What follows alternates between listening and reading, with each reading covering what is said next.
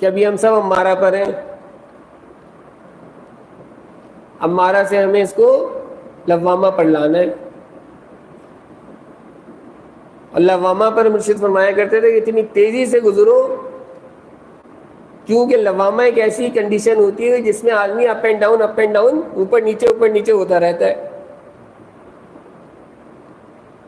کبھی دل اوپر کی طرف جاتا ہے، کبھی نیچے کی طرف آتا ہے، کبھی اوپر کی طرف. تو جتنی جلدی وہاں سے گزر جاؤ اتنا بہتر ہے.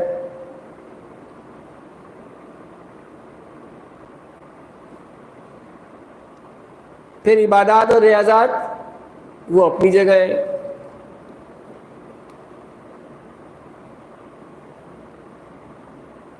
اب اس کی سپورٹ کے لیے حضرت جو آپ پوچھ رہے تھے مسئلے کا حل کیا ہے، حل ہمیشہ بیان کرتا ہوں، ہاتھ جوڑ کے کہتا ہوں کہ عامل بن جاؤ سورہ مزمل کے.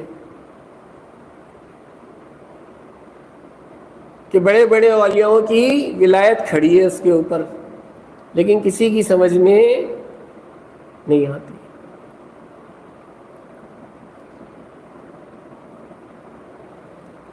تم گواہ ہو نا اس بات کے. میاں نے کیا فرمایا تھا کہ سورہ مزمل کا سر ہے یہ 3 باتیں. اور میں نے کیا کہا تھا کہ میں اپنے ہر مرید کو یہ 3 باتوں کی تلقین کرتا ہوں اور ہر وقت کرتا ہوں. اور میاں اس پہ بھی وہ راضی نہیں ہوتے. کوئی بڑے بڑے وظائف نہیں بتاتا. یہی بات تھی نا بس. اور میاں نے کیا کہا تھا کہ اگر اس پر آ جائیں تو بہت بڑی بات ہے. قیام اللیل، دوسرا تلاوت کلام پاک، اور تیسرا ذکر و مراقبہ.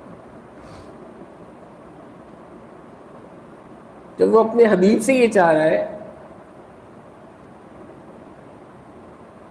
اب ایک سالک کو کیا یہ نہیں کرنا چاہیے؟ جب تم سلوک کے راستے پر چلنا چاہ رہے ہو، تمہارا مقصود کیا ہے؟ مقصد کیا ہے؟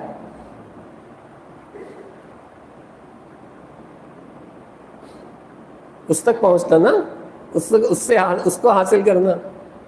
اس کا آسان ترین شارٹ ترین راستہ بتا رہے ہیں.